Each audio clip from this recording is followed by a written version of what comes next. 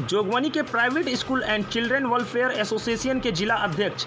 सिबतैन अहमद ने जैनित public school Jogbani में press conference करते हुए केंद्र सरकार को प्राइवेट स्कूल और उसमें कार्य करने वाले शैक्षणिक एवं गैर शैक्षणिक कर्मचारियों की स्थिति से अवगत कराते हुए यह कहा कि विद्यालय में मार्च 2020 से लॉकडाउन होने के बाद आज तक स्कूल फीस न आने के वजह से स्कूल में कार्य करने वाले शिक्षक एवं कर्मी को वेतन भुगतान करने में स्कूल असमर्थ है, जिसके कारणवश स्कूल कर्मी भूखमरी के कगार पर है। इसके साथ ही साथ स्कूल प्रबंधक पर भी जमीन बिल्डिंग का किराया, बैंक की लोन किस्त, गाड़ी का किस्त भाड़ा, रोड टैक्स, बिजली बिल आदि का कर्ज लगातार बढ़ता ही जा रहा है, जिसमें सरकार के द्वारा किसी भी प्रकार की कोई छूट अब तक नहीं मिली है। ऑनलाइन कक्षा होने पर भी अभिभावक फीस जमा नहीं कर रहे हैं, जिसके वजह से शिक्षकों का वेतन भुगतान नहीं हो पा रहा है। ऐसी परिस्थितियों में प्राइवेट स्कूल के प्रबंधक, शिक्षक एवं कर्मचारी मानसिक रूप से तनाव में है और सरकार से सहायता न मिलने पर कोई जानलेवा कदम उठा सकते हैं। सैयद समायल अहमद के निर्देश पर Araria private school children welfare association की कमेटी ने आदरणीय प्रधानमंत्री श्री नरेंद्र मोदी भारत सरकार से अनुरोध किया है कि सरकारी स्कूल प्रति बच्चे प्रति माह के खर्च के अनुसार सरकार सारे प्राइवेट स्कूलों के अकाउंट में बच्चों की संख्या के अनुसार 4 महीने का फंड ट्रांसफ़र कराने का प्रावधान बनाए और अगर आगे भी लॉकडाउन की अवधि तक यह सुविधा जारी रखे। आप देखिए C24 लाइव।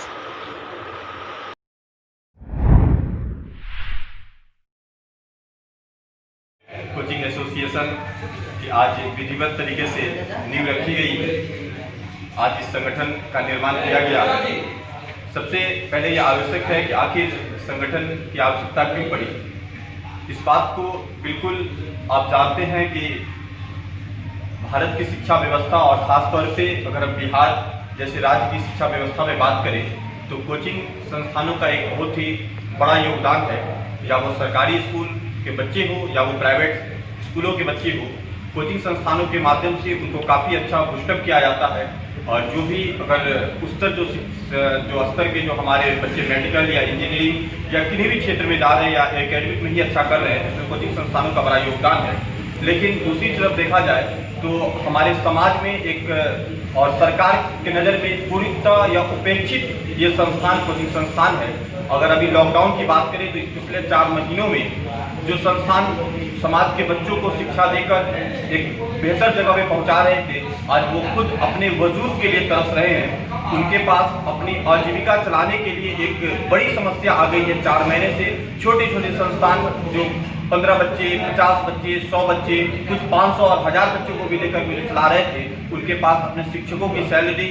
भाड़े पे चल रही संस्थानों के लिए उनका भाड़ा दे पाना और बहुत सारी समस्याएं हैं। इसके साथ साथ अगर हम अररिया जिला की बात करें तो अब तक हम लोगों के माध्यम से शिक्षा विभाग से हम लोगों ने कई बार संपर्क किया, लेकिन रजिस्ट्रेशन की कोई भी प्रक्रिया अब तक पूर्ण नहीं हो पाई है। और इन्हीं उद्देश्य से कि सरकार हम लोगों को रजिस्टर्ड करे, सरकार अपने संरक्षण में कोचिंग संस्थानों को ले और हमारी जो योगदान है संस्थानों की उसको सरकार समझे, इसी उद्देश्य से आज इस संगठन का निर्माण किया गया है। और आगे हम लोग इस चीज़ के लिए प्रतिबद्ध हैं कि हम लोग एकजुटता के साथ सरकार के समक्ष अपनी बात रखें और सरकार भी ये देखे और शिक्षा विभाग भी ये देखे कि हमारी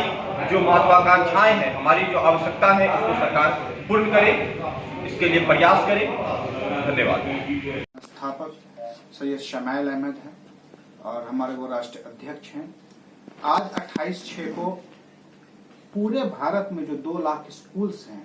सारे जगह आपको आज प्रेस कॉन्फ्रेंस हो रहा है। 2800 आपका जो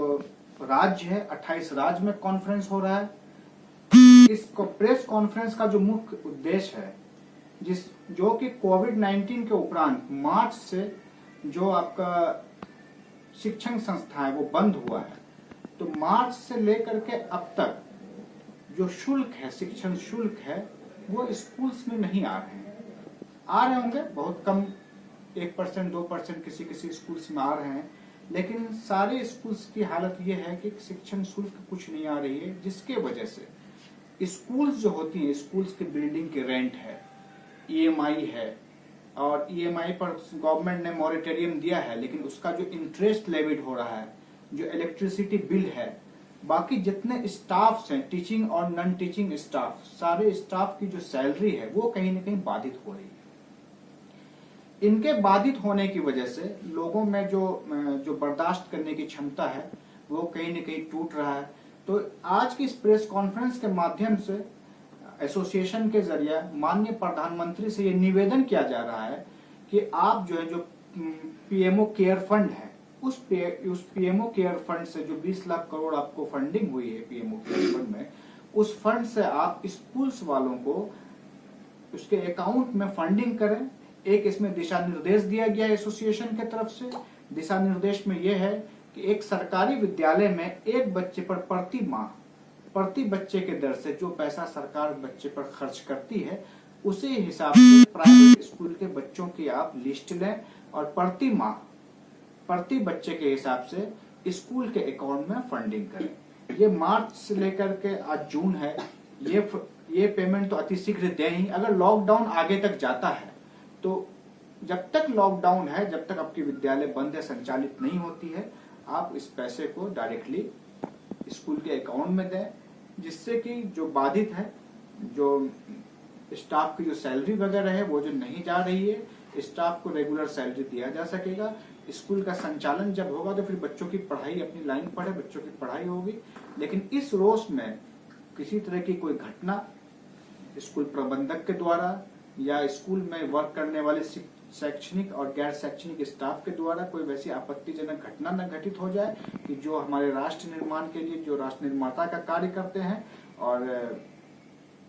आगे माँ के कोई किसी तरह का रोष